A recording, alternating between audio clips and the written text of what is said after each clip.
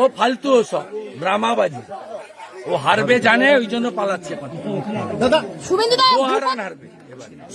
ভূপতিনগরে বসেই দেশের সার্বভৌমত্ব আর নিরাপত্তার ক্ষেত্রে কি বিপজ্জনক কোনো ষড়যন্ত্র হচ্ছিল?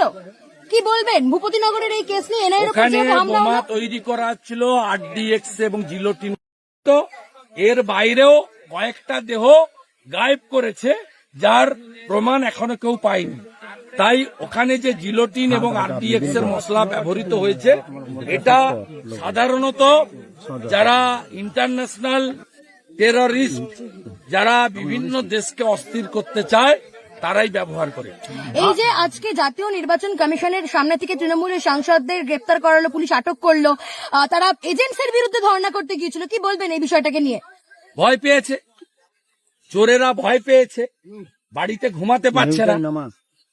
আপনার এই রাজ্যের মুখ্যমন্ত্রী যদি 3 জন গ্রামবাসী মানে প্রমাণিত বিস্ফোরণে খুন হয়ে যাওয়ার পরে মৃত্যু হওয়ার পরে যদি বলে এটা চকলেট বোম, তাহলে বুঝতে পারছেন কোন রাজ্যে আমরা আছি। জন্মেঞ্জয় দোলাই শিডিউল কাস্ট পরিবারের যুবক, আগে বামপন্থী ছিল, পরে বিজেপিতে যোগ দিয়েছিল, তাকে ভোটের সময় খুন করেছেন। দেবব্রত মাইতির খুনিরা বাইরে, খুন করেছেন বলে বাইরে। ওই হরিপুরের বা ভেকুটিয়ার কোন তৃণমূল নেতা তো বাইরে নয়।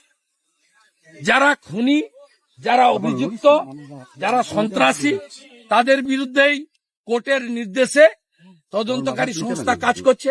আপনার পুলিশের নিরপেক্ষতা নেই, তাই সিবিআই এনআইএ কে হ্যান্ডওভার করছে কেস কোর্টে।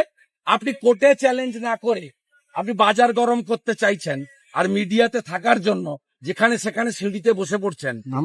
এর কোনো এফেক্ট বাংলায় পড়বে না।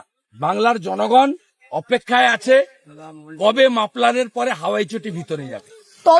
মাপলার গেছে, হাওয়াই চটি কবে ভিতরে যাবে সবাই জানতে চায়। আমরা বললে অপেক্ষা করুন। আমাদের প্রধানমন্ত্রী জলপাইগুড়ির ধূপগুড়ির সভা থেকে বলেছেন, সরকারে এলে কিছু চোর জেলে গেছে, বাকি চোরদেরও আমরা সরকারে আসার পরে জেলে পাঠাবো। আরো বড় অস্বস্তিতে প্রাথমিক শিক্ষা সংসদ। রাজাশেখর মান্থা মাননীয় বিচারপতি প্রায় 60,000 চাকরি বাতিল করার হুঁশিয়ারিও দিলেন। নিয়ে মন্তব্য একটা অবজারভেশন বা কমেন্ট জাজের করার উত্তর দিতেন, যখন ফাইনাল জাজমেন্ট আসবে তখন করুন। সন্দেশখালী এবং সবাই তো নয়, কিছু ভুয়া চাকরি তো হয়েছে, সংখ্যাটাও কম নয়। আমি দাবি করব এই ভুয়া চাকরি প্রাপ্তদের নির্বাচনের কাজে যেন ইলেকশন কমিশন না লাগে। সন্দেশখালীতে ফের আক্রান্ত পুলিশ কনস্টেবলকে সেখানে ধারালো অস্ত্র দিয়ে রড দিয়ে আঘাত করা হলো।